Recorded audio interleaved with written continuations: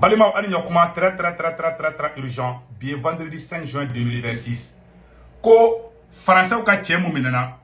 ni ani général Nema Sagara ani général Abbas Dambélé ni Assimi Goïta ko kube fe ka coup d'état karila. Ku ye samugan kaso de di ni tchayima. U bora ko Mali justice samugan kaso de dama. Détail woro be mena tla ka kalanka détail ou di. Information flana mumbe Malien mena missile de Chibi. Malien mena vidéo mena information flana mundi. Al dabali benaba et avec preuve. Assimi Goïta ma décision ta ko moto ba nous te boli dugu misenu na blé Mali kona. Muna Assimi décision ta. Mena décision ta ku. Mena secret for onyena bi vidéo toko de ko film terminé. Malien muna Assimi décision ta ka Mali justice bla ka samugan kaso di ni français tchayma. Metla ko fana secret me doni kalama wala nte chaman kalama wala me doni kalama mbo me mon kalama mbo fonyana. C'est ça. Que justice malienne, l'agent français Vassilier a été condamné par la justice pour atteinte à la sûreté de l'État à 20 ans de réclusion criminelle, 20 ans d'interdiction de séjour, 3 600 000 francs CFA d'amende au paiement de francs CFA symbolique à l'État malien. Il va être libéré tranquillement dans quelques jours. Malien. Ko samugan kaso de drama o ya d'abord ube ukube fe ka Côte d'Ivoire sura o ya Côte d'Ivoire sura si munu mine fam am be bora a ere be bora ko mercenaire du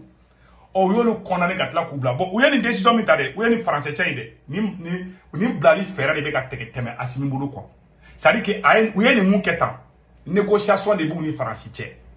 donc pour que gani bla malien kana teke ula malien kana fo ko fo coup d'état de du bora dro o ya ni juger ay mogo ay u bede mene ñoko fe ku be ku me fe ka coup d'état ke muna awma abasini ninu be muna amu be juger ñoko fe malien be ki aklam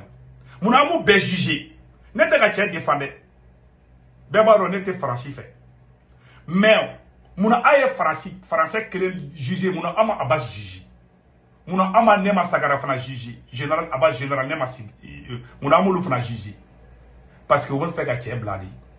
foni malien daya to o ya ke dugu la o be fe ka che bladi o de segere foli flo nyana donc on va faut ka condamner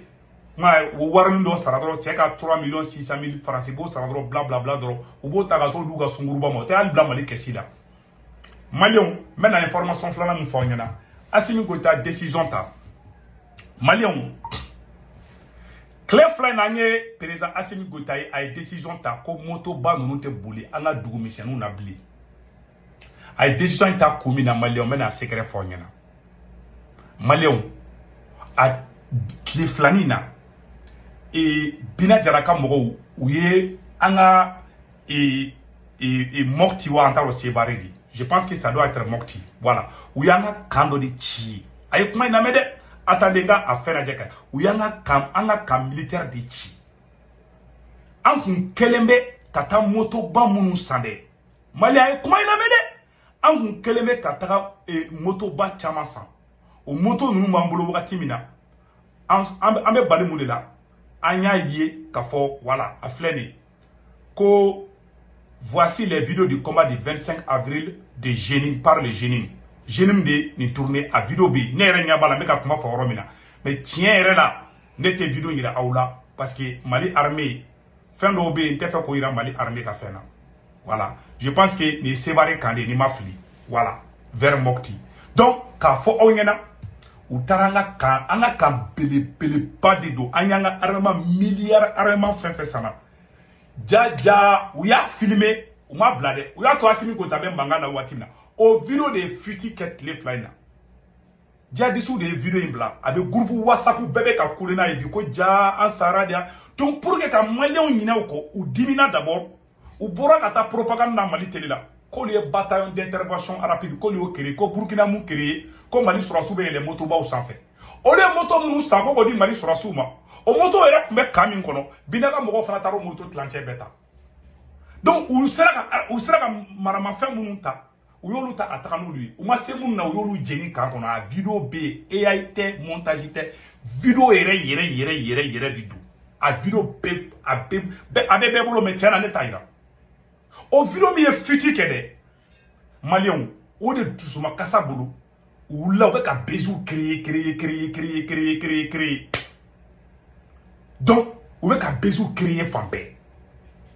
ka ira ka fo parce que o jigi kumbe moto munuka ko ba dia na sorosu ma ko lu ka wuli ko ka taka e attaque ni fonke o ya yo moto fana chama ma fo moto bede moto tlanche be binaka mo tarata le fait que lui war de moto là ko lu wa dia na sorosu ma o moto tara ere soro tero te ka kono to lu dimi ngo jugo ko ka moto ere interdit c'est-à-dire ni jigila tekera abe fo ne ma ko jigila teke.com ni faso janfa ki ga armée janfa ki ba ke ni propagande ni galon ye ala ten galon ye galon masri chugo ngalon ala ma baraka do ngalona sa wo ngalon le teke tero nga video chama bo ma blaw u ya daba kamadi ataki kara ka chakalo kelenye kle flani ne la de u ya video bla u ya anga kanti chugo me ade je media beka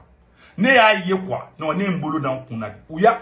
ala kalama c'est l'un des plus grands camps militaires du Mali u ye tien qualité de douan ko ate sonya folima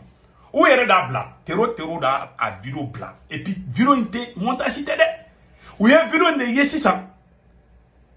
ou ya ye ka moto ban mbeje ou kuma fait ka dugo Malien na bon moi je comprends ça au secret détail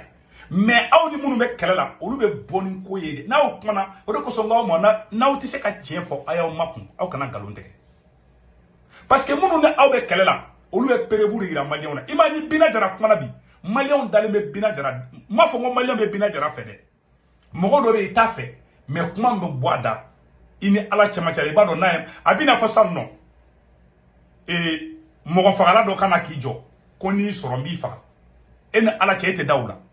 o korote ke ba tigi few ni mogo mi bara shweni na ko mbeta shweni ke efi wala ibe dala ni zoyi jo ko karsa mbeta shweni ke efi wala ibe dala boko imbe tindi bina jara nbe mufo Malien dalen bala mo korote Malien be bina jara flebi ni bina jara bora ka kuma bi asimi ko ka kuma bi bita soro bina jara ka video be partager ka teme asimi taka o korote ko Malien be asimi parce que asimi be garo de teke ba bina jara be mufo abo de ke mais ma fo ngo bina jara ka kewale kanye mufo ma ale be mufo abo de ke quoi bon ni mo be mufo abo ke ana tigi mandi na yo kuma fo ibe dala abina fo ne fitinama chando kumeto kane buanga kare kuna dom na ko ne ma ko ni soro kare kono bi bugo ne bo kare black ata kare wera parce que ne ba da ne dalimba la de ka mu boada abake ndalimba dala kana mo korote mbafe bamana ngani dungwa o Malien dalembe bina jara dala kana Malien dalembe Amadou Koufa dala kana katela asimitaka mo korote ko Malien be asimi parce que manipulateur de dobi ka kuma bagolo yelema di ko sebu tumara e faso de njugu kima ka ko mogo dalembe bina jara dala kana abe mun boada bodike ali mogo fagala nago ka bi faga mogo be dala bebi yere ngini o korote e dalemba be ka mfo e dalemba la bake o korote ke ka dana ya baka non parce que ale be mun fa bodike quoi akara nyuma ya akara juma parce que bamananga de do ba wala parce que insiganu unta famu quoi donc bina jara nyu deke donc uye Assimi Goïta ema utara uye galon teke kidal ko la u diningo jugu utara uye sadi Assimi ta kara jigila teke di ay moto baw photo ira ko Mali armée mena moto ta ko ka taka keleke o moto bina taraka mo taro moto minala o dusuma kasa bulo ko moto ira te bolibli ay gouverneur kura jo kidal ka ira Malien bela kale de kidal libéré ko politicien desara ka disi goshini kidali ka so nyama bado ira kidal ko Assimi milliard chaman do sola kidal oh tero tarange ngabo kilal kati da o kono u duzu tien ko jugu taro fana ci sai u duzu tien ne mesisa u be uta do ba nyuba mo chugo mina mais u yere de noye u be situation ko bi Malien sika da ngini teni ni action be ka kebi Mali sura suka kanga ci bi amani ne segu tungarai ala ba do parce que ne re somo be sura si ala ne dogoni che asara en 2022 à Sarah les armes à la main. Ne sais pas armée d'enfants, non.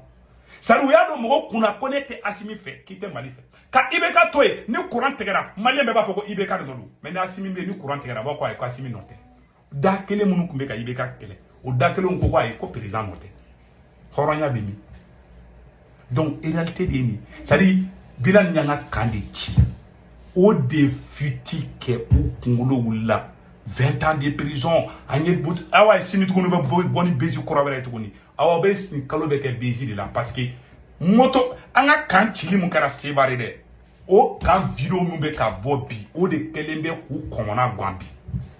tiana nete video partager de entende wala nete video partager mais ne be ka réalité de fo onyana bon ale be ka taka moto interdit mun ke ale be ka moto interdit mun ke le fait que Assimi Goïta be ka dimi ka ta moto interdit yorola village moko chaman de be mununga balube moto banuna bon nemi kolosi ibeta village moko beta ko terike jadi su isan parce que abo le bolobi olu bi se ka bona jamana wera ka e ka jamana clanche si contrôle table e be ka boka ni konunge imali famuge ka kola o be ka basic ni famuge ka koya même atla ka video spécial kola o be ka mamana kan fo général famuge ka kola metla ka boka révélation yere formalion ngena muno o be ko ka video manum black cliff line metla ka boko ira mo teke ni video la donc ka fo onyena ou be ni jeyi la propagande ngalon teke sinon ko be ko tiene do bulu solution kelente Assimi bolobi Assimi be video manum de bolobi a peine ala na krache solution te ibli a solution tabulu il faut ko kolo te takida donc dongo don anyo gain ou be yere ni na ou ko nga sira la dawe ou bo fo ou Amadou Koufa Sara ima yetukuni o dusu tien ko jugu tukuni ou ko kolo be warda ko ni mogo me yada galiye ni mogo me Amadou Koufa ye ambe ni milliard akedi abe mana ko di quoi et ou do yoro no ou be kidalbi ako kawu bombarder kidal kawu be faka o abora tukuni o dakele on tlara ka potukuni ko ayi kambe ko woro nyini irisi nunu bu woro do a benala che irisu bado yada gali do romi Amadou Koufa bado abu woro do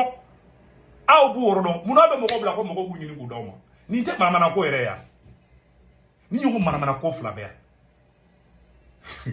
ana ma kolosi o betaka o be nou be ka wardo chouin mali trésor la dro o karale ka taka o do ma do bla ko ya Amadou Koufa do kata descendo ira dro ka wardo ma aka taka aka na warda kata dia ka sunguru ma de ko kay Amadou Koufa de Amadou Koufa ta abe Amadou Koufa rodo abe yada ka yorodo ay take na kidal libéré wa bani na kidal libéré ko yada qualité ko Amadou Koufa te kidal flé au flé bana c'est tout nete erebelu fait nete terreau fait mais ne be ka réalité de fo et de kele tien ye sura sunyana mo mene ku don kasola ye Sadio Kamara Jafa sare a côté sonya folima et c'est ka Jafa ke kiski kibe lafia ate lafia de tenani kube da simita sinoko awa a bero na bibila lafia de donc ni information de kumumulo ka fana baka me cha